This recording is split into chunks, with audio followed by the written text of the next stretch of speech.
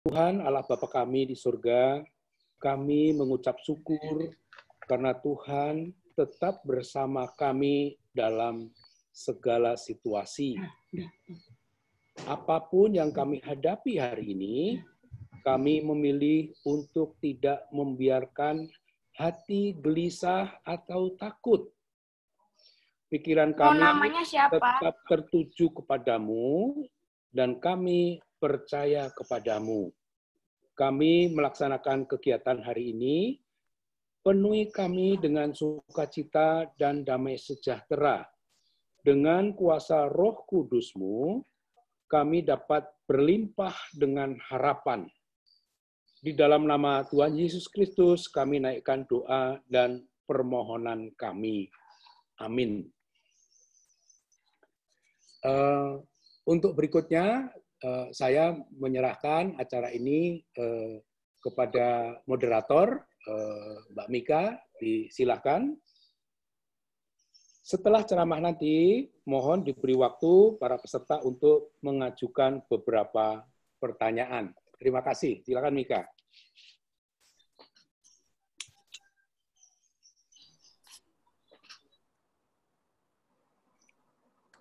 Ya.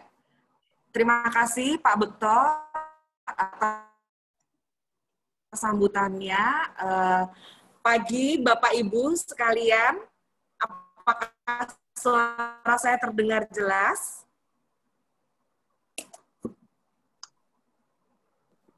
Oke, semua. Terputus-putus ya? Iya, terputus. Ya. Apakah sekarang sudah tidak terputus, Bapak Ibu? Ya, baik. Ya, oke. Pagi Bapak Ibu, sehat-sehat semua ya, sepertinya ya. Surprise juga buat saya gitu ya, di masa pandemi ini, Bapak Ibu Adi Yuswo dari berbagai gereja berkumpul. Tadi saya dengar juga dari Ebenezer, dari Yeremia, dari Joglo, Kanaan, dan Nehemia. Ini ya. Jadi bahkan ini sangat menjadi contoh bahwa semua kalangan bisa tetap berinteraksi.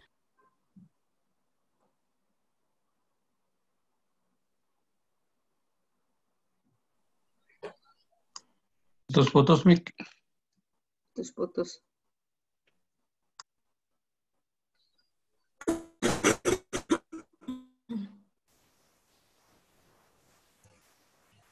Oke,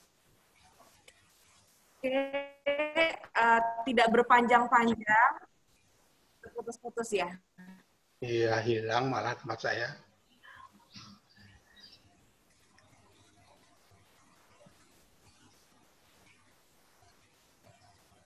Suaranya hilang. Tidak ada suara.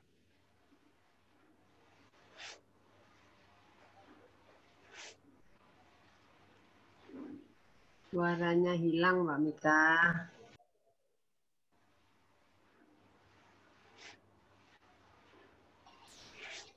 Ri, dibuka lagi aja, Ri. Ari, Bapak buka lagi semua, yang lain suruh mute masing-masing. Udah di mute.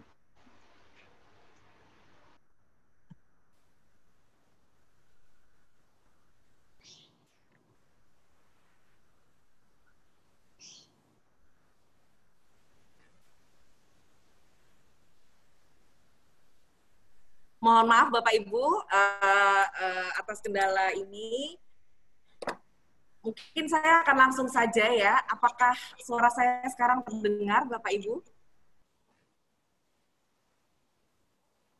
Terdengar. Sudah bagus. Ya, terima kasih. Nah, terima kasih Ibu Bernadette Setiadi yang akan membawakan kebiasaan doa dan meditasi untuk meningkatkan imunitas tubuh. Tidak berpanjang-panjang, panjang. Oh ya, saya perkenalkan diri dulu. Nama saya Mika, saya manusia di salah satu perusahaan di Jakarta Pusat. Nah, sekarang kebetulan kondisinya saya di kantor gitu ya, makanya pakai masker. Mohon maaf Bapak Ibu. Nah, untuk tidak berpanjang-panjang, maka saya akan coba untuk memperkenalkan Ibu Bernadette, pembicara yang kompeten di bidangnya, atau Prof. Bernadette ya. Kurikulum vitae beliau adalah sebagai berikut. Jadi beliau lahir di Bukit Tinggi di tanggal 26 Oktober 48, jadi sebentar lagi akan ulang tahun ya Bu ya. Pendidikan beliau di jenjang strata 1 sebagai psikolog di Fakultas Psikologi Universitas Indonesia di tahun 76. Kemudian jenjang master beliau di Amerika Serikat di bidang pengukuran psikologi di University of Illinois di Urbana-Champaign. Lalu jenjang doktoral juga di universitas yang sama di bidang social psychology itu tahun 1984. Jadi pada saat umur beliau 36 sudah dapat gelar doktor. Untuk riwayat pekerjaan sendiri, beliau mengajar di Universitas Indonesia dari tahun 76 sampai 2003. Kemudian juga menjadi kepala divisi riset dan sebagai konsultan di universitas yang sama. Kemudian juga lalu menjadi wakil dekan di Fakultas Psikologi. Kemudian Ibu Prof. Bernadette juga sebagai rektor dari Unika Atmajaya tahun 2003 hingga 2007. Saat ini beliau aktif sebagai penguji di berbagai program pasca sarjana dan doktoral di Universitas Indonesia, dan juga sebagai guru besar psikologi sosial Unika Atmajaya dari tahun 2008 hingga sekarang. Untuk di organisasi profesi, beliau juga aktif di sebagai majelis HIMSI, Himpunan Psikologi Indonesia, Center for Corporate Leadership, dan yayasan-yayasan kemasyarakatan lain, dan juga di komunitas-komunitas peneliti lintas budaya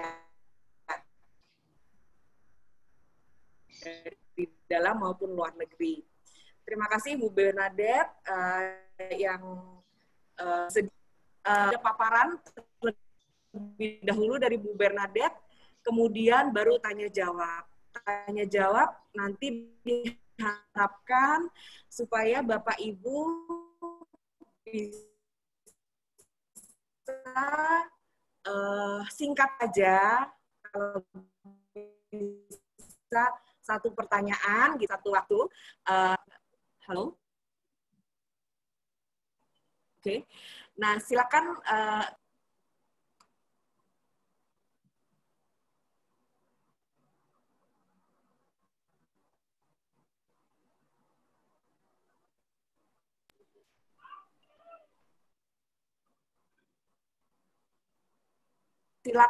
Ibu Bernadette. Jadi acaranya adalah paparan oleh Prof. Bernadette, lalu kemudian baru tanya jawab.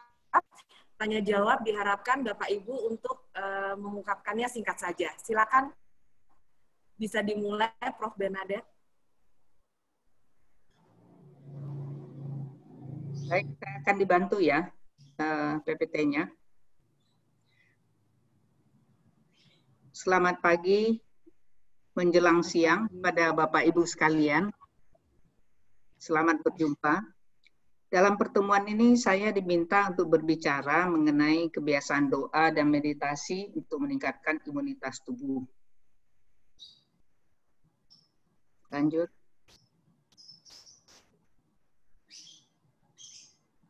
Next.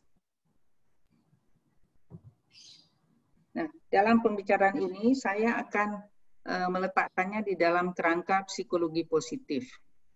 Nah, seperti Bapak Ibu ketahui, di dalam psikologi arus utama itu memang pada awalnya para ahli itu mengembangkan psikologi bertujuan untuk membantu orang-orang yang mengalami masalah.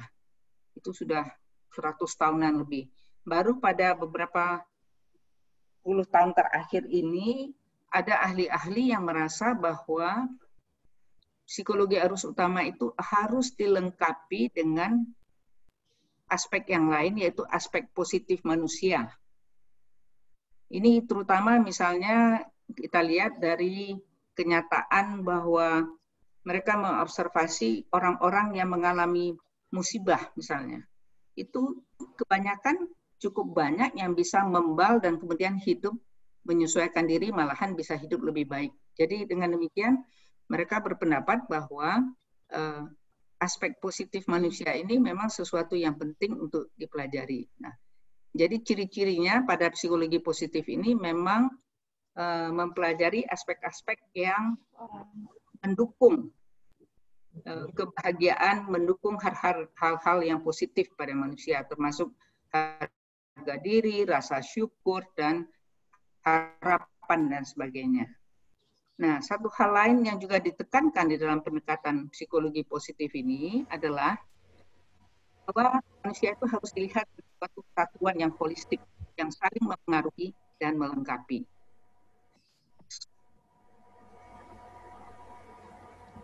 Nah, di dalam psikologi, individu itu biasanya dilihat dalam 3 perspektif atau 3 dimensi. Yang pertama adalah dimensi biologis, itu yang otot, tulang, kesehatan fisik pada umumnya.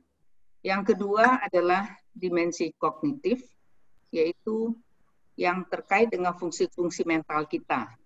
Bagaimana misalnya individu memproses informasi, memorinya bagaimana, bahasa, dan sebagainya. Sedangkan dimensi yang ketiga, yaitu sosio-emosi, ini kalau kita lihat dari arti katanya, pasti terkait dengan individu-individu lain di lingkungan dan berkaitan juga dengan perkembangan emosi. Next. Nah, dari 3 aspek tadi, kita tahu bahwa karena saya maksudkan bahwa usia saya juga sudah termasuk di dalam kelompok Adi Yuswo ini ya. Jadi dalam contoh-contoh nanti saya akan berbicara mengenai kelompok usia kita gitu ya. Nah, secara biologis kita tahu bahwa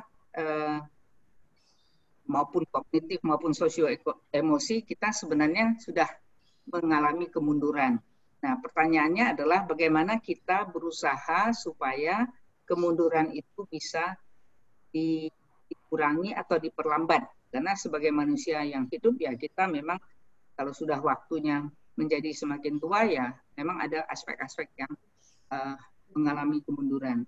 Nah, untuk aspek biologis tentu kita harus melakukan olahraga untuk dapat meningkatkan imunitas kita. Nah, itu tergantung pada situasi dan kondisi kita akan bisa menyesuaikannya. Kita tahu misalnya saja sebagai contoh ya, kalau dulu waktu masih umur di bawah 50, kalau kerja dari pagi sampai malam tanpa henti kita tidak lelah-lelah. Tapi kalau sekarang kerja 4-5 jam rasanya sudah butuh istirahat badannya. Kira-kira begitu. Nah, kalau aspek kognitif juga sama, kita juga melihat, mungkin Bapak Ibu juga sering ya merasakan, saya paling sedikit juga merasakannya, misalnya sedang mencari istilah tertentu, tiba-tiba kok rada macet, tidak keluar. Padahal kita tahu kata-kata itu, tapi tidak keluar, tapi baru kemudian beberapa waktu lain muncul sendiri misalnya. Nah, itu sebenarnya juga menunjukkan bahwa aspek kognitif kita juga sudah mengalami kemunduran. Nah, untuk mengatasi ini kita perlu melatih.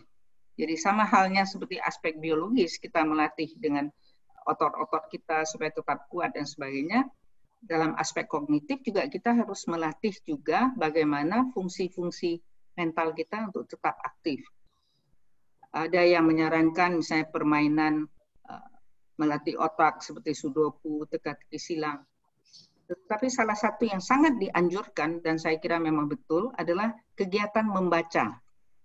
Mengapa demikian? Karena kegiatan membaca ini menggunakan banyak sekali fungsi yang ada di otak kita.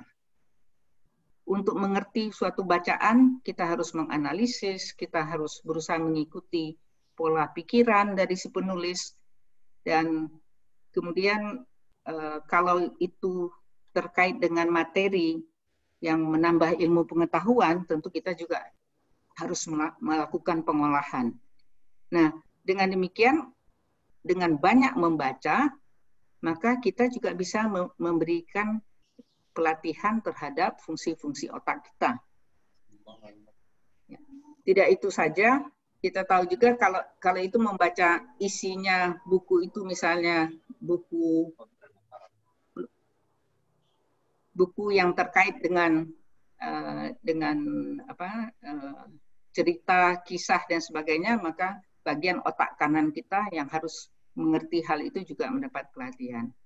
Sedangkan yang ketiga, sosio-emosi, itu kita lihat juga, kadang-kadang kita melihat sahabat kita atau orang-orang dekat kita, makin tua dia mulai makin menarik diri, makin tidak mau bergaul. Nah, ini juga harus didorong untuk berlatih, untuk mau tidak menyendiri, berusaha untuk mendekati orang lain, sehingga dengan demikian aspek ini juga tidak mengalami kemunduran. Next. Nah, sekarang saya akan berbicara mengenai meditasi. Sebetulnya apa sih yang dimaksud dengan meditasi ini? Meditasi ini adalah latihan pikiran dan tubuh untuk meningkatkan ketenangan dan relaksasi fisik, sehingga kita dapat memperoleh keseimbangan psikologis, kesehatan, dan kesejahteraan pada umumnya. Pada awalnya, meditasi ini dibawa oleh orang-orang yang banyak melakukan meditasi di bagian dunia sebelah timur. Tetapi lama-kelamaan, meditasi ini juga semakin populer dimanapun, baik di dunia timur maupun di dunia barat. Nah, sekarang kita coba lihat ada berapa macam meditasi itu. Next. Nah, bentuk meditasi ini banyak ragamnya. Ada yang dari tradisi India misalnya, ada yang dari Tibet, dari Buddhis dan sebagainya. Tetapi ada satu hal yang sama di dalam meditasi ini, yaitu semua orang yang melakukan meditasi itu membawa diri ke dalam kesadaran di sini dan pada saat ini. Itu ada di semua bentuk meditasi. Next. Nah, saya nanti akan membahas hanya satu, mindfulness, yang memang sudah banyak diteliti di para peneliti. Jadi sebetulnya mindfulness itu apa? Mindfulness itu apa?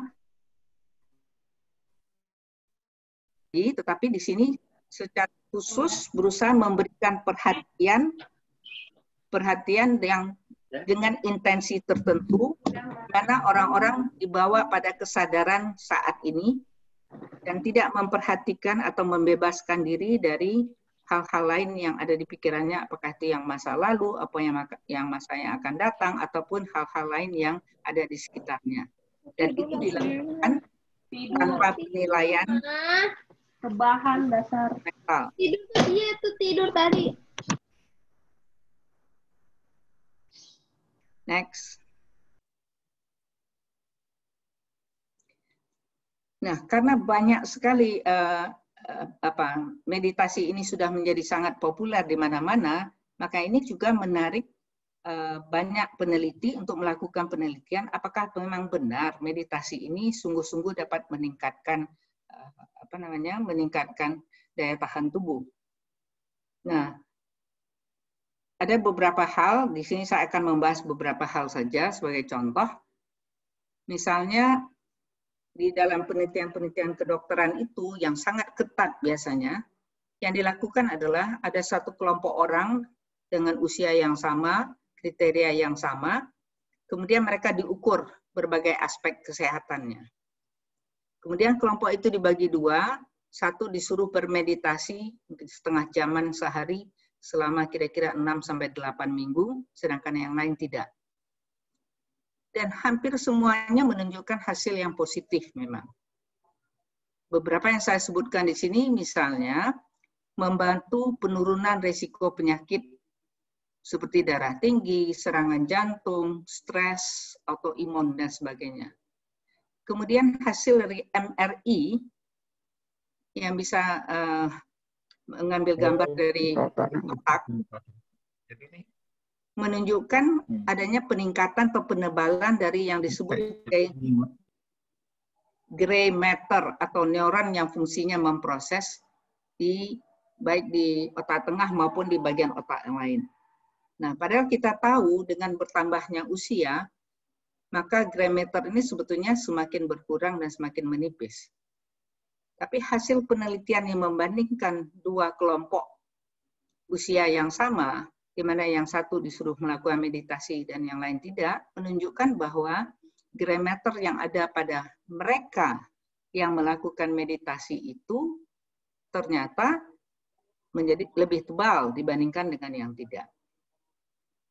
Hal penelitian lain yang juga terkait dengan penuaan itu adalah tentang telomerase activity.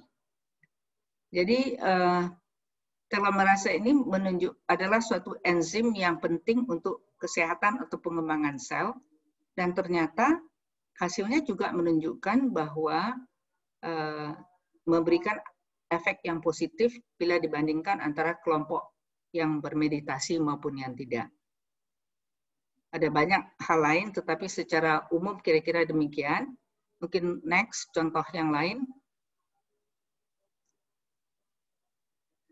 Nah, ini adalah hasil meditasi pada orang-orang depresi. Ini adalah hasil dari fMRI-nya.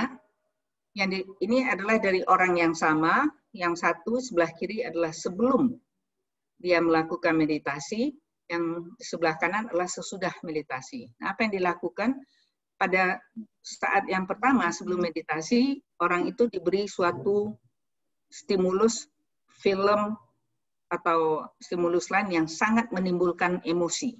Dan ternyata gerakannya sangat aktif dan tidak bisa terkontrol. Kemudian setelah dilakukan meditasi selama 6-8 minggu, maka ketika orang itu ditunjukkan stimulus atau film yang sama, maka lihat bahwa bagian otaknya itu lebih tidak seaktif pada waktu sebelum dilakukan meditasi. Dengan demikian dapat dikatakan bahwa memang meditasi itu juga bisa membantu orang-orang untuk lebih dapat mengontrol emosinya. Next. Nah, jadi kesimpulan umumnya adalah meditasi itu sebagai sebuah metode memang meningkatkan fungsi kekebalan tubuh dan meningkatkan kesejahteraan diri kita secara umum, ya. Nah, Bapak Ibu sekalian, saya kira ini adalah tempat, bayangkan pada waktu mempersiapkan bahan ini, sulit ya membayangkan bagaimana kita melakukan meditasi, begitu ya. Jadi, bisa lihat next sebelum yang berikutnya. Ya, sebelumnya. Ya, kita kembali lagi. Sebelum ini, saya ingin mengajak Bapak Ibu untuk mencoba beberapa saat untuk melakukan meditasi dengan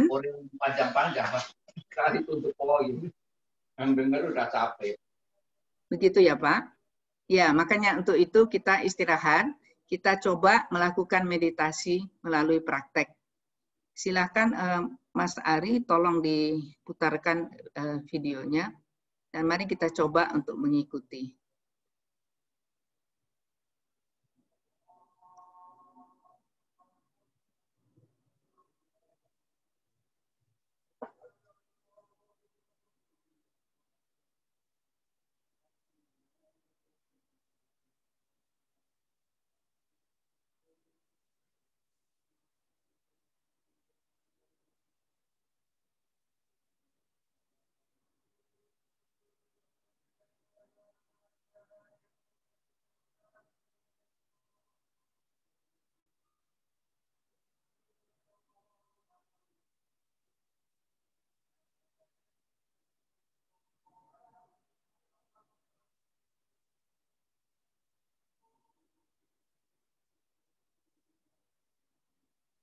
Halo, kok belum kedengaran? Nggak kedengaran, Ri.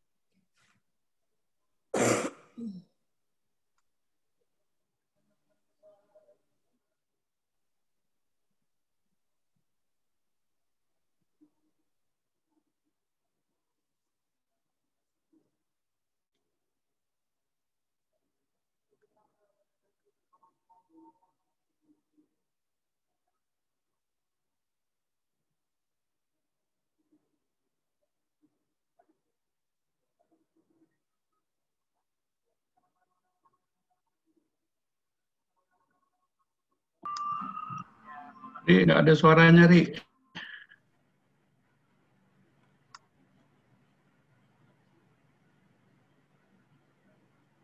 Saya coba ulang ya.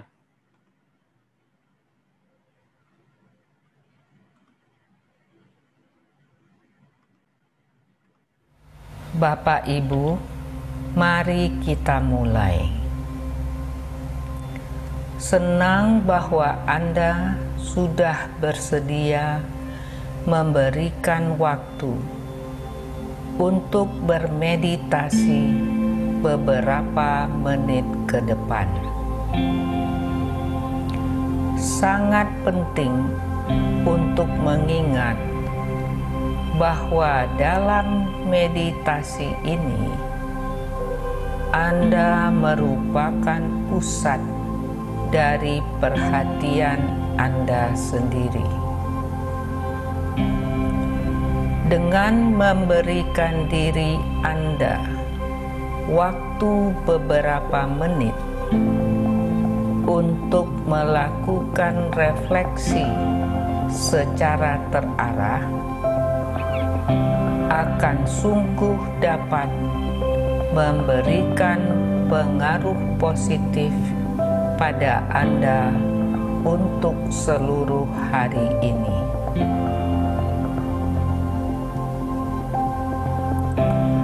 Sekarang, carilah posisi duduk yang nyaman dengan punggung agak tegak dan rileks.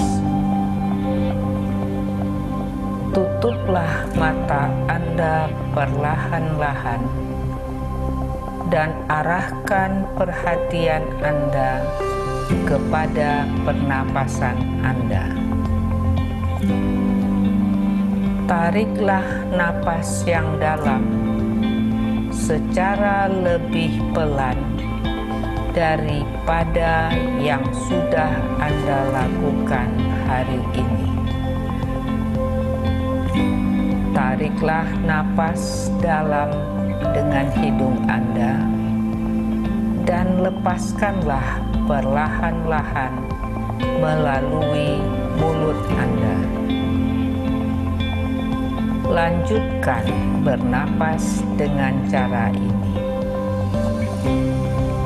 Rasakan paru-paru Anda mengembang ketika Anda menarik napas dan mengecil ketika Anda menghembuskan napas keluar.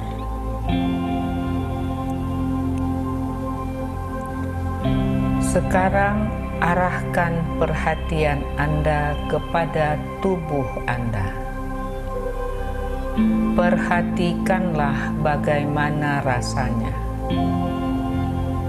Perhatikan apakah ada yang ingin disampaikan tubuh Anda kepada Anda. Apakah ada bagian tubuh yang merasa tegang atau kaku di tubuh Anda? Berikan izin kepada bagian tubuh tersebut untuk rileks dan sampaikan bahwa Anda menyayanginya. Ucapkan terima kasih kepada tubuh Anda karena telah menjaga Anda dengan baik. Katakan juga bahwa oke untuk beristirahat dan rileks untuk beberapa menit ke depan.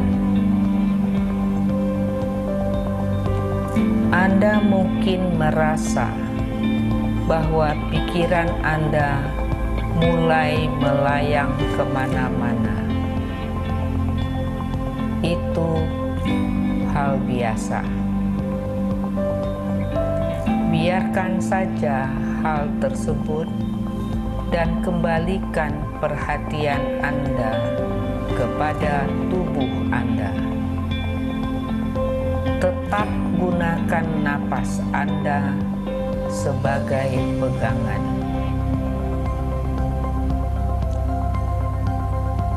Sekarang, cobalah memusatkan perhatian pada suatu hal yang terjadi hari ini yang membuat Anda tersenyum atau membuat Anda bersyukur atau membuat Anda sangat menghargainya. Dan biarkan perasaan tersebut memenuhi hati Anda untuk beberapa saat. Rasakanlah perasaan tersebut melalui napas Anda, mulai dari ubun-ubun sampai ke ujung jari kaki. Dan tersenyumlah bila Anda merasakan ingin tersenyum.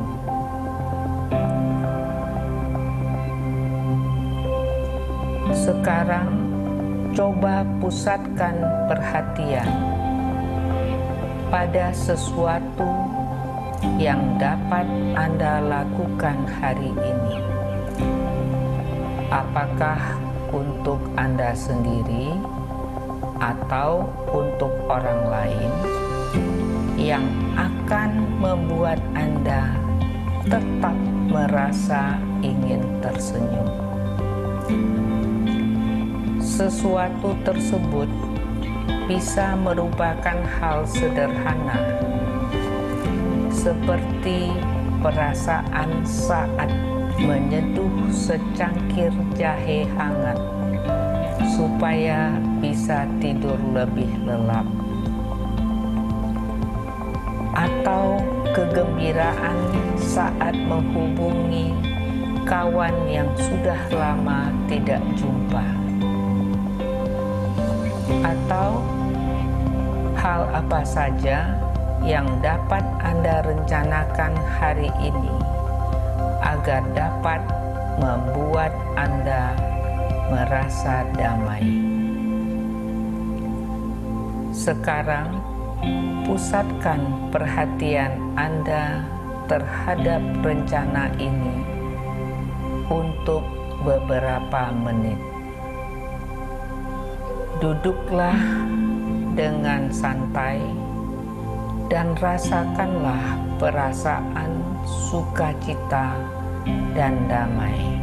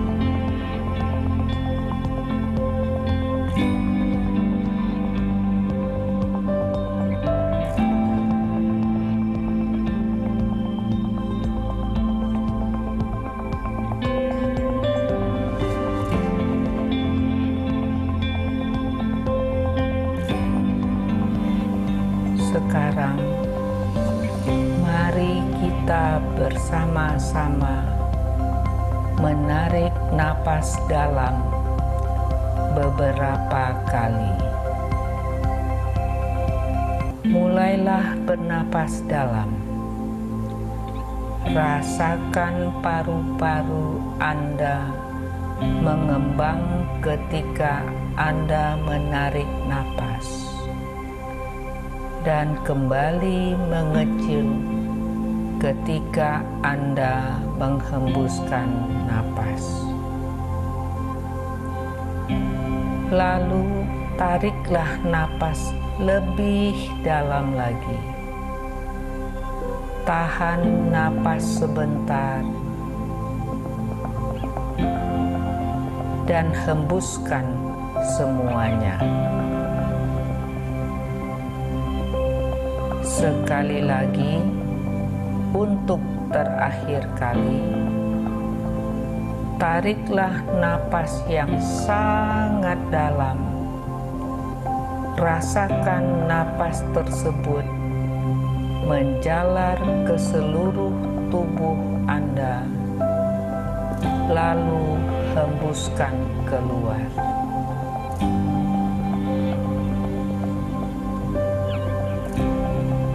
Sesuai dengan apa yang Anda rasakan nyaman,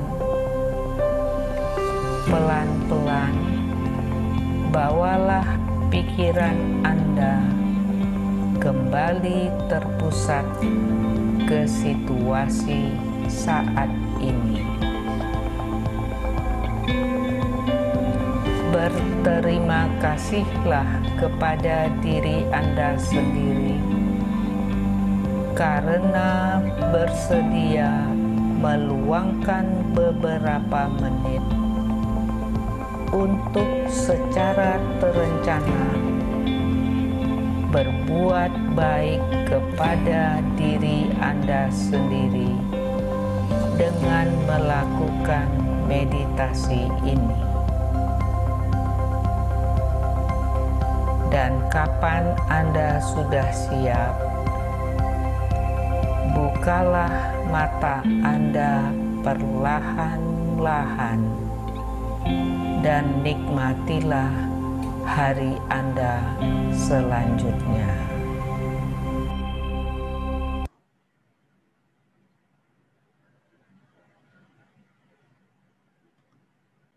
Sambil menunggu slide, bagaimana Bapak Ibu?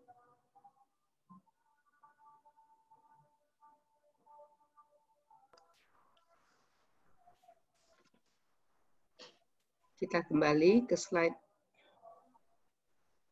Mungkin tadi ada yang sedikit tertidur barangkali. Mungkin juga ada yang pikirannya melayang-layang. Ini adalah sesuatu yang biasa karena ini untuk pertama kali. Kecuali kalau ada di antara Bapak Ibu yang memang sudah pernah atau sudah sering melakukan meditasi. Nah, jadi kalau kita lihat sebetulnya apa yang terjadi di dalam meditasi ini itu adalah kerjasama kombinasi antara aspek biologis dan pikiran dan kognitif kita. Nah, dengan memikirkan dan meletakkan diri kita di dalam situasi sekarang dan saat ini, ditambah dengan olah pernapasan, maka kita kemudian berfokus kepada diri kita pada saat ini dan untuk sejenak membebaskan diri dari hal-hal lain yang mengganggu. Nah, biasanya kalau ini dilakukan secara setia, terus-menerus, maka dalam waktu, seperti tadi dikatakan dalam penelitian 6-8 minggu, maka akan terjadi perubahan-perubahan yang membuat kita menjadi lebih segar dan sebagainya. Itu adalah meditasi. Nah, sekarang bagaimana dengan doa? Tadi kita melihat bahwa meditasi itu adalah metode. Apakah sama dengan doa? Doa itu ada bermacam-macam bentuk dan kelihatannya juga berbeda dari orang ke orang ya. Karena sebetulnya di dalam doa ini ada aspek yang tidak kita ketahui sebenarnya. Kalau kita bicara tadi mengenai meditasi, bisa dilakukan penelitian, bisa dilakukan pengukuran dan sebagainya. Tetapi di dalam doa, itu adalah relasi pribadi saya dengan Tuhan. Dan ada macam-macam bentuknya. Ada yang lebih senang kalau bisa berbicara dengan Tuhan di dalam doa. Ada juga yang lebih senang kalau dia mendengarkan saja. Ini misalnya yang kita sebut sebagai doa hening. Ada juga orang yang merasa bisa berdoa dengan lebih baik kalau dia bisa menyanyi lagu pujian. Di dalam tradisi Katolik misalnya, para rahib yang kontemplatif itu, yang tidak bicara satu sama lain, biasanya menyanyi mazmur beberapa kali sehari, dan itu dianggap sebagai doa yang tepat untuk mereka. Namun pada akhir 80-an begitu memang banyak juga yang coba menggabungkan metode meditasi ini dengan doa. Next.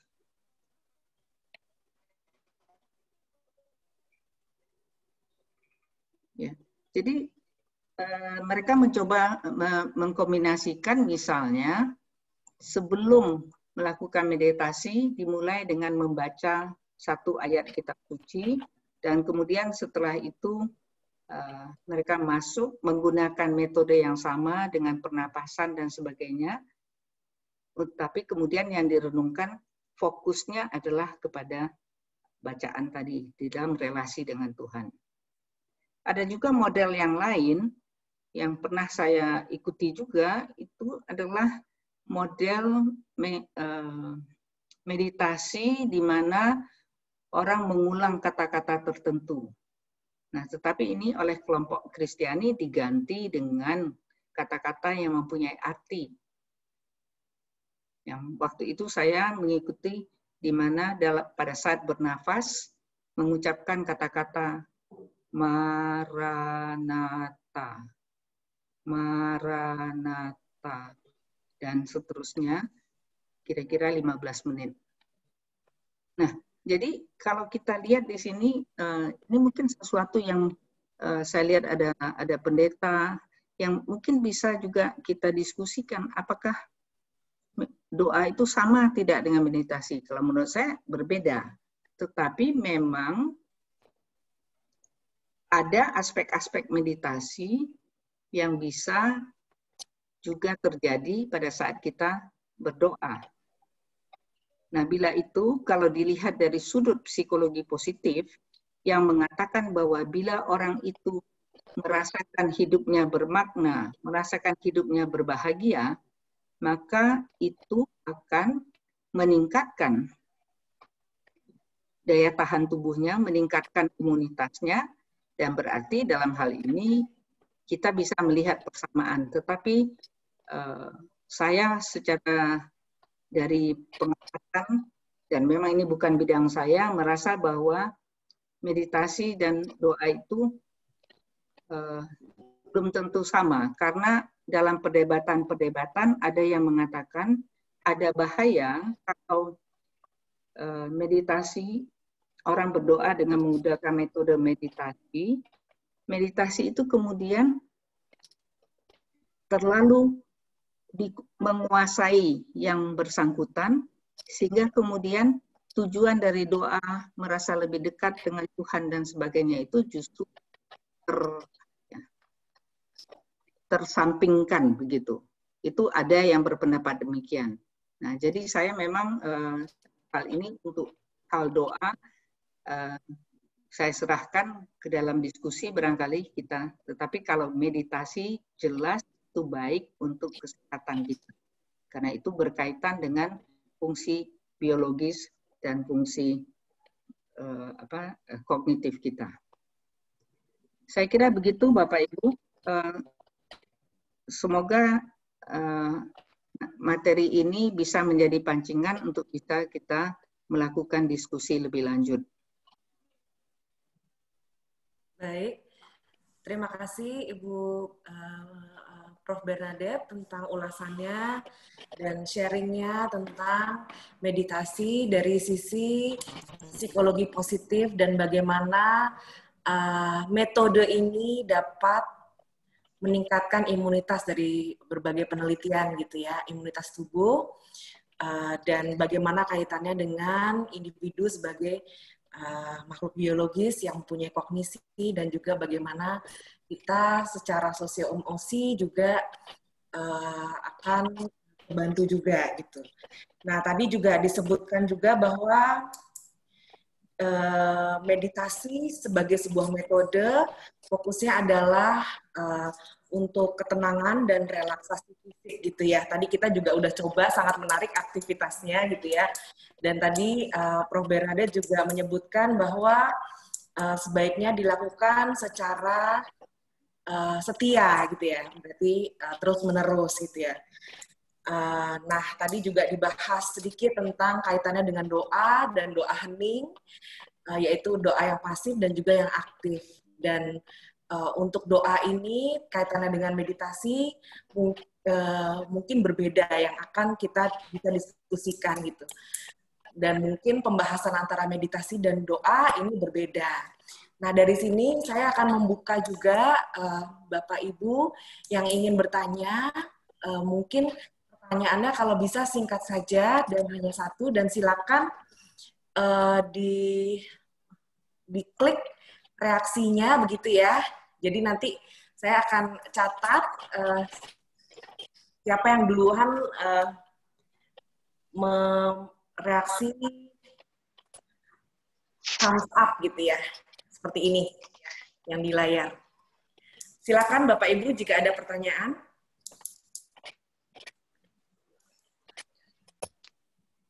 Di thumbs up.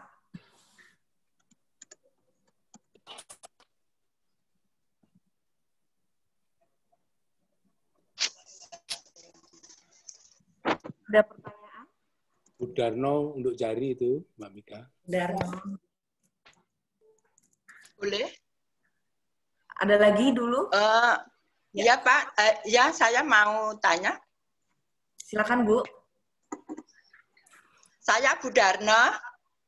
Saya Bu Darno. Ya Bu. Ya. Sekarang. Ya silakan, langsung saja Ibu, silakan. Oh ya, terima kasih Prof. Saya mau bertanya. Ya ini, bagaimana meditasi yang benar menurut pandangan iman Kristen? Ini yang pertama. Yang kedua, berapa lama sebaiknya waktunya buat Adiuswo melakukan meditasi, dan apa saja persiapan yang harus dilakukan? Terima kasih. Baik, langsung jawab. Ya. Baik Ibu, tadi saya menjelaskan bahwa meditasi itu adalah sesuatu yang berkaitan dengan pikiran dan tubuh kita ya. Jadi itu memang dari sudut kesehatan. Kalau kita bicara mengenai meditasi Kristiani, nah ini masih ada perbedaan pendapat sebetulnya. Ada yang mengatakan bahwa kita harus berhati-hati, kalau tidak terbiasa maka kemungkinan itu membawa kita keluar dari situasi Kristiani itu. Tetapi kalau di dalam yang saya ketahui, bisa kita melakukan dengan menggunakan metode meditasi itu, tetapi dimulai misalnya dengan membaca kitab suci. Sebelumnya satu ayat suci yang kemudian diulang dan sebagainya. Kalau lamanya itu biasanya sih sekitar 30 menit biasanya. Kalau terlalu pendek itu kita belum masuk betul ke dalam situasi ini, tapi kalau 30 menit, tapi kalau orang yang sudah terbiasa bisa sampai 1 jam. Apakah itu menjawab, Bu Darno? Ya, terima kasih, Prof. Ada lagi pertanyaan lain, silakan. Bapak Ibu. Selamat siang, Mbak Mika. Ya. Silakan, Bu. Selamat siang, Prof. Kami Bu, mau bertanya. Sebentar. Pertanyaan kami demikian, Profesor. Apakah dengan meditasi dapat mengatasi kesedihan yang mendalam, misalnya ditinggalkan oleh orang yang sangat dikasihinya? Terima kasih. Kalau dari hasil penelitian dan dari pengalaman pengamatan itu sebetulnya bisa. Karena kita kan melihat tadi dari ada aspek-aspek tertentu yang juga terkait dengan emosi ya.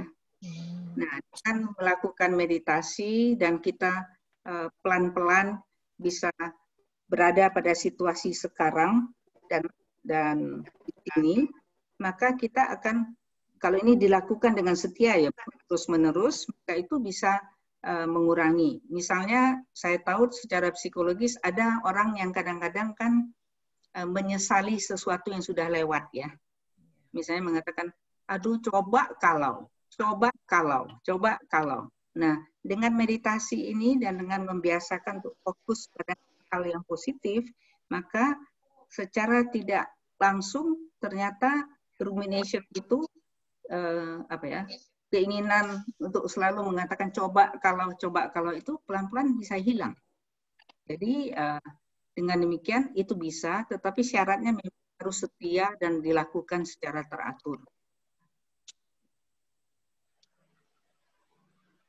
Terima kasih, Prof.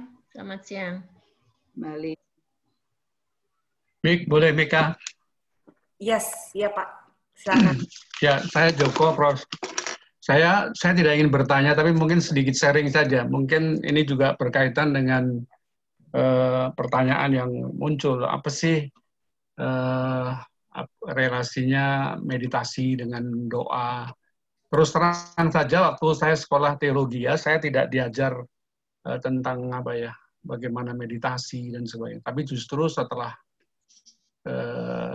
lulus, lalu kemudian kita belajar dari berbagai pihak gitu ya. Tapi saya ingin menunjukkan ke satu hal saja yang dilakukan oleh Yesus gitu ya. Yesus ketika mengajar murid-muridnya tentang doa, Yesus mengatakan adalah doa itu jangan bertele-tele, lalu kemudian masuk kamar gitu ya. Lalu kemudian Yesus juga dalam kesempatan beberapa kali kita baca dalam Alkitab dia berdoa di taman sendirian gitu ya. Jadi artinya bahwa doa itu membutuhkan sebuah situasi yang yang tenang, yang teduh, yang dapat menciptakan konsentrasi gitu ya. Nah, saya sendiri berpikir bahwa doa itu adalah ya kita berbicara, kita berkomunikasi dengan Tuhan. Ketika kecil saya dimarahi oleh bapak saya ketika saya mau makan, saya berdoa memang, tetapi saya tidak pakai baju. Saya dimarahi bapak saya, kamu ketemu temanmu aja kamu pakai baju, masa kamu ketemu Tuhan nggak pakai baju gitu.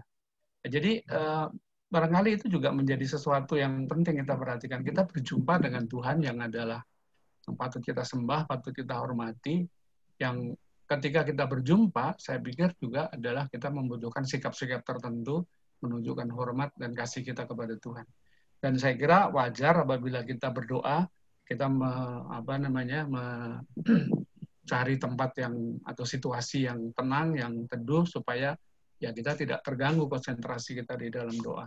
Dan saya merasa bahwa paparan Profesor siang hari ini semakin menegaskan kepada saya paling tidak dibutuhkan sebuah suasana hati yang terkontrol, yang tenang untuk bisa berjumpa dan berbicara dengan Tuhan.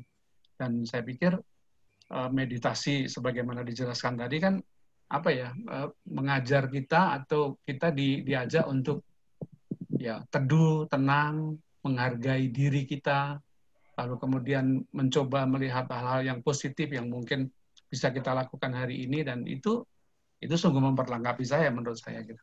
Jadi dengan kata lain, secara sederhana kok dalam arti sebagaimana dijelaskan Profesor tadi, meditasi dan doa ini tidak ada sesuatu yang yang perlu kita takutkan, kecuali ketika kita mau berdoa kita mesti ada persyaratan-persyaratan tertentu, misalnya harus ada Alkitab, harus ada lilin, harus ada bunga, harus ada macam-macam gitu ya. Nah, kalau tadi disarankan misalnya membaca kitab suci misalnya, itu baik sekali menurut saya. Karena dengan membaca kitab suci yang kita imani sebagai firman Allah, kita lalu diarahkan bahwa kita sedang berbicara loh kepada Tuhan loh. Bukan kepada manusia atau kepada diri kita sendiri, tapi kepada Tuhan. Dan ayat yang kita baca itu bisa memperkokoh, memperkuat sikap doa kita. Menurut saya kok begitu. Terima kasih. Iya, terima kasih Pak Joko. Saya setuju sekali dan belajar juga dari pengalamannya. Saya ingat misalnya pada suatu waktu itu, misalnya dari bacaannya pendek saja, misalnya dari 1 Samuel 3:10 misalnya kan, berbicaralah Tuhan, hamba-Mu mendengarkan. Itu dengan masuk, itu membantu kita untuk masuk dalam situasi di mana kita memang ingin mendengarkan. Ini cocok sekali untuk doa-doa hening. Tapi sekali lagi saya tidak berani, karena saya tidak belajar teologi, tapi saya tidak berani juga mengatakan bahwa pasti meditasi itu pasti cocok untuk semua orang dalam artian itu, karena memang dulu cukup banyak perdebatan di mana orang terlalu dipengaruhi oleh teknik-teknik yang harus dilakukan sehingga kemudian menyelewengkan sedikit dari tujuan daripada doa itu sendiri. Tapi kalau itu bisa dilakukan dengan baik, pernafasan dan sebagainya, itu memang membantu kita untuk bisa masuk ke dalam suasana. Terima kasih atas sharingnya, Bu. Menarik sekali, terima kasih Pak Joko. Makin mempertajam ya diskusi kita hari ini ya. Nah, dari bahwa doa dan meditasi itu saling memperlengkapi gitu ya, dan malah menguatkan gitu. Bagaimana kita menghargai diri kita dan juga untuk menyiapkan kita untuk mempersiapkan diri untuk berbicara dengan Tuhan gitu ya. Nah, apakah ada pertanyaan lagi? Masih saya buka untuk Mbak Mika. Ya. Bu Sri Suharti. Ya, Pak, silakan Bu Sri. Selamat siang, Prof. Selamat siang. Saya adalah orang awam tentang meditasi. Yang saya akan tanyakan adalah kapan waktu terbaik untuk melakukan kegiatan meditasi ini? Pertama. Kedua, setiap selang berapa lama atau berapa hari kami sebaiknya melakukannya. Sekian, Prof. Terima kasih. Baik. Kalau kapan waktu, biasanya kalau kita meditasi itu lebih baik tentu memilih waktu di mana kita masih segar ya. Kalau misalnya kita sudah lelah dan itu biasanya kalau dalam meditasi nanti jadinya tertidur. Tetapi kalau misalnya pada pagi hari untuk memulai hari dan kita masih segar itu akan sangat membantu. Nah, kalau waktu ya bisa juga kalau misalnya Ibu memilih sore hari setelah istirahat siang misalnya dan memang segar, saya kira itu tidak masalah. Tapi yang perlu diingat adalah bahwa jangan pada saat kita sedang lelah. Karena kalau sedang lelah, apalagi pada usia-usia kita ini mudah sekali kita kemudian tidak bermeditasi, tapi kita tidur nyenyak begitu ya. Nah, oleh karena itu saya kira sebaiknya pada waktu segar. Sedangkan hari selang berapa lama, sebaiknya sih kalau bisa dilakukan teratur ya. Nah itu tiap-tiap orang tentu tergantung waktunya. Kalau kita yang memang punya waktu banyak, alangkah baiknya kalau misalnya kita bisa melakukan itu setiap hari.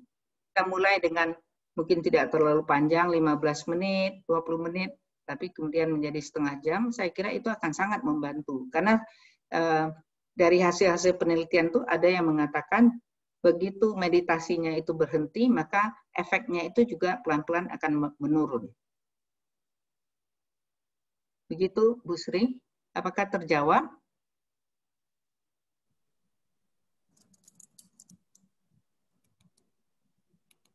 Terjawab, Ibu. Ibunya mengangguk. Ada lagi mungkin pertanyaan? Saya, Mbak. Silakan, Ibu Bu Yono. Ya. Terima kasih.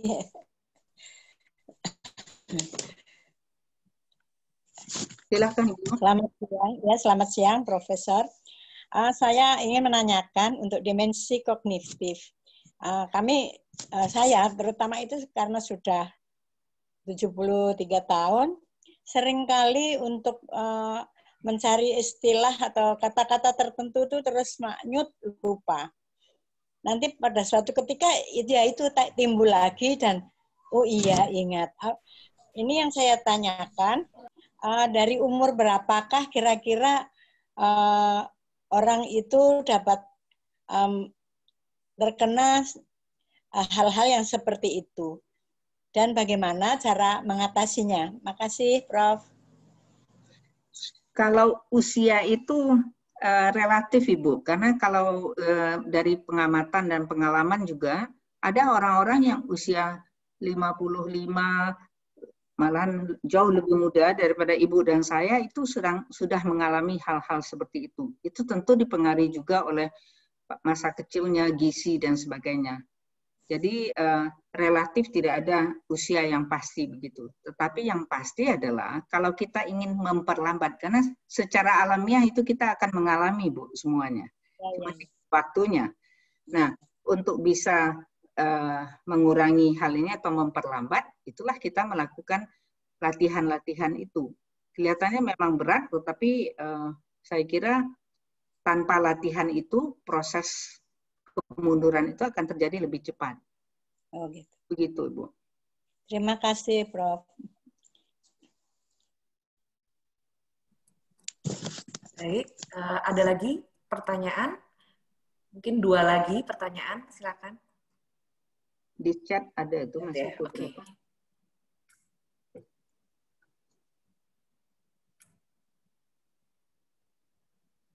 Baik, silakan Pak Sulis.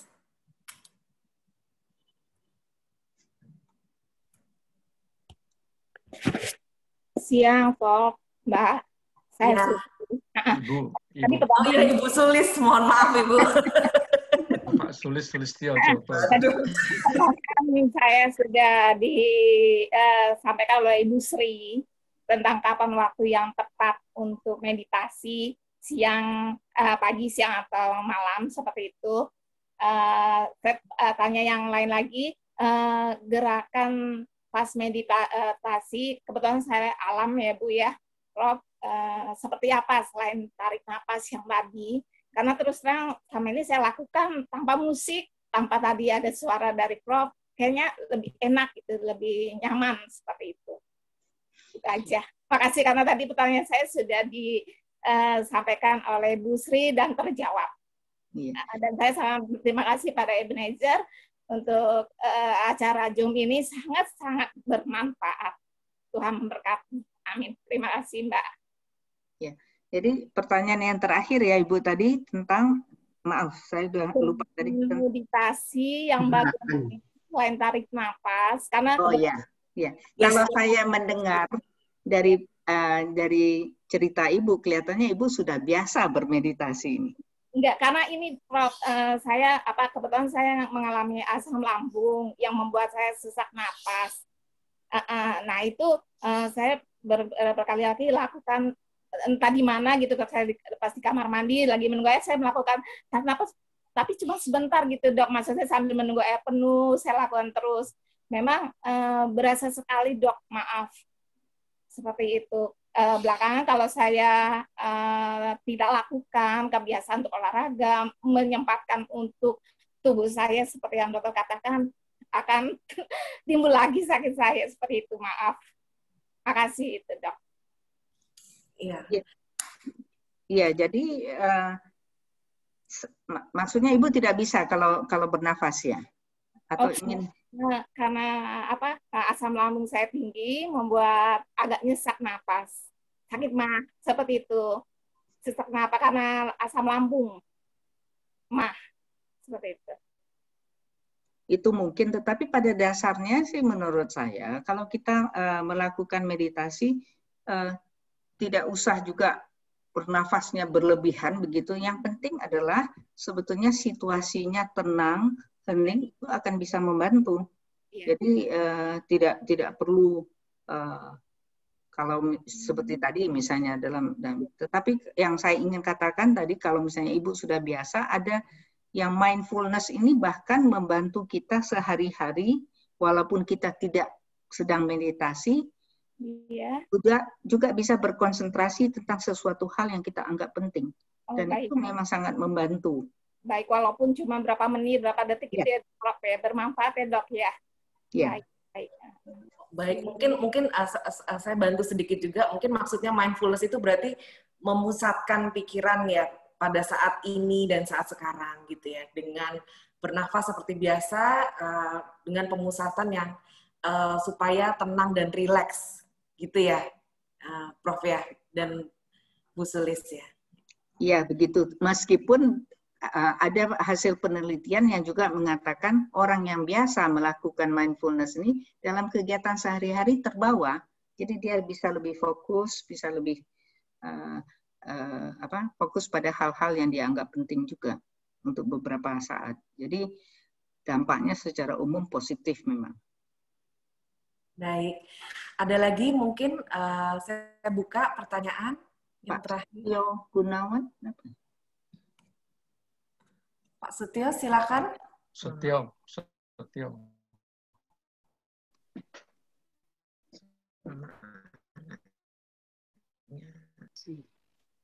Ya, terima kasih Prof. Ada yang ingin saya tanyakan. Bagaimana cara mengetahui kualitas meditasi yang sudah kita laksanakan? Apakah itu sudah benar atau apakah sudah ada manfaatnya? Apakah kita bisa segera tahu dengan setelah kita bermeditasi itu? Itu saja, Prof. Pertanyaannya itu saja, tetapi tidak mudah dijawab itu. Yang pasti memang kalau dalam meditasi ini tidak bisa hasilnya langsung terlihat. Kalau kita baru melakukan sekali dua kali. Jadi keteraturan itu akan sangat membantu untuk bisa terlihat hasilnya. Ya, yang bisa saya katakan tadi adalah dari hasil-hasil penelitian di kedokteran itu sampai 6-8 minggu dan dilakukan tiap hari itu baru kelihatan hasilnya. Nah,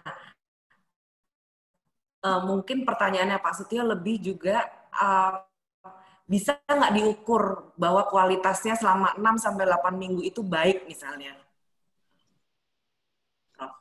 Itu pertanyaan yang sulit itu ya, karena mungkin saya harus hadir, harus mendengar atau bercerita tetapi juga biasanya kalau kita mau terbuka dan belajar dari mereka yang ahli, biasanya dengan bimbingan dan sebagainya itu akan membantu kita daripada kita mulai sendiri begitu ya. Jadi dengan membaca dan mencoba, tetapi keuntungan dari meditasi ini sebenarnya karena itu adalah hubungan antara tubuh dan pikiran kita, maka sebenarnya hampir tidak ada efek negatifnya. Yang ada mungkin bermanfaat sekali atau bermanfaatnya butuh waktu lebih lama, tetapi tidak ada hal yang negatif gitu. Jadi ini sebabnya hal ini dari segi psikologi positif dianggap memperkuat kemampuan orang-orang untuk memang bisa melakukan hal-hal secara mandiri dan kemudian mencobakannya. Gitu. Baik. Dan bisa menjawab. Bisa. Baik, Bapak Ibu, jika sudah tidak ada pertanyaan, saya akan tutup. Terima kasih untuk Ibu Prof. Bernadette sebagai narasumber di kebiasaan doa dan meditasi, dan semoga kita semua bisa mendapat manfaat dari dan bisa memulai gitu ya. Bahkan saya pun sebagai orang yang belum Adi Yuswo itu merasa topik ini sangat penting gitu, mungkin akan memulai juga gitu, supaya kita, apalagi di kondisi pandemi seperti ini, sangat penting untuk meningkatkan imunitas tubuh. Kenapa tidak kita melakukannya kalau hanya 15 menit di awal, lalu 30 menit ataupun sejam setiap hari, mengapa tidak kita lakukan gitu ya. Nah, mungkin sebelum selesai, mungkin kita akan foto bersama ya Bapak Ibu. Ayo Pak, buka foto. Foto. Kalau foto, kalau bisa videonya dibuka, jadi kita bisa difoto oleh host kita. Terima kasih Mas Ari, sudah sangat keren nih sebagai host kita. Mas Nus yang akan foto Mbak dari Bakominfo. Oke, baik Mas Nus. Terima kasih Mbak Mika, terima kasih Profesor, terima kasih Bapak Ibu Ketua, terima kasih Bu Bapak Joko Sulistyo. Kita ya, foto dulu ya Bu ya, nanti kita akan ditutup juga mungkin dari Komisi Adi Yusuf Ebenezer. Masih, Ibu. Ada 3 layar dibuka semua ya Bapak Ibu ya. Kita nggak dibuka layarnya. Udah. Semua. Yang pertama dulu, sebentar. Tahan. Banyak yang 1, 2, 3. Sebentar. Banyak yang nggak mau difoto nih. Nggak mau difoto. Iya. Takut terkenal barangkali. Peserta ada 53, mungkin kalau banyak yang double ya. Ya. Ini dari macam-macam gereja, di Pondok Gede, dari Joglo, dari Yeremia. Luar biasa bersyukur ya. Ini semua gereja ada di sini. Luar biasa, ini Komisi Adi Yusuf bisa jadi contoh untuk komisi yang lain juga. Yang kedua ya Bu, tahan sebentar Bu, senyum semuanya. 1, 2, 3. Sebentar sekali lagi. 3. Sekali lagi, sebentar. 1, 2, 3. Ya, udah semuanya. Oke, terima kasih Prof. Mungkin ada penutupan dari jangan pergi dulu Bapak Ibu. Mungkin ada penutupan dari konsumsinya belum dikeluarin. Terima kasih Mbak Mika, Bapak Ibu sekalian. Saya mengamati dari awal sehingga akhir. Saya mau kasih kesimpulan sedikit saja bahwa diskusi hari ini sangat bagus. Ya, saya melihat antusiasme sangat bagus dari Bapak Ibu semua. Ya, peserta dalam layar yang saya monitor karena ini naik turun, ya tadi terbanyak 56, ya 56. Kemudian yang lebih dari 1 saya monitor ada 7 pasang, ya ada 7 pasang.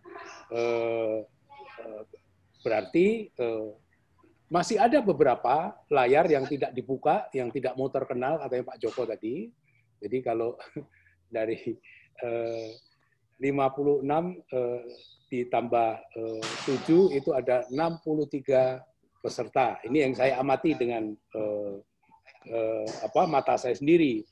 Kemudian kami monitor dari layar terdapat peserta dari jemaat gereja lain, seperti dari Nehemia, dari Depok, dari Kanaan, dari Yeremia, dari Pondok Gede. Tidak tahu lagi yang saya tidak bisa melihat dari Joglo. Yeah. Kemudian kita patut berterima kasih. Ya, ini jadwal kita tuh sebenarnya sampai pukul 12. Ibu Profesor Bernadette baik hati. Kita diberi perpanjangan ya kurang lebih 20 menit. Padahal beliau itu sibuk sekali. Ya, kita harus mengucapkan terima kasih. Komisi Adi Yusuf juga mengucapkan terima kasih kepada Mas Ari selaku host. Ya, terima kasih kepada Mas Nus, ya Bakominfo. Terima kasih kepada majelis yang sudah fasilitasi acara ini hingga berlangsung. Lebih khusus terima kasih kepada Prof. Bernadette, ya. Saya tahu kesibukan beliau luar biasa, mau untuk berbagi, sharing, pengetahuan, pengalaman kepada kita semua. Terima kasih kepada Bapak Ibu yang sudah bertanya, ya. Jumlah pertanyaannya tadi ada 7 penanya, ya, 7 penanya, tapi 9 pertanyaan sebenarnya. Untuk menutup ini, saya mohon Pendeta Joko Sulistyo berkenan untuk menutup acara ini dengan doa. Mudah-mudahan acara Adiuswo berikutnya juga bisa berjalan bagus seperti minggu lalu dan minggu ini luar biasa. Monggo Pak Joko.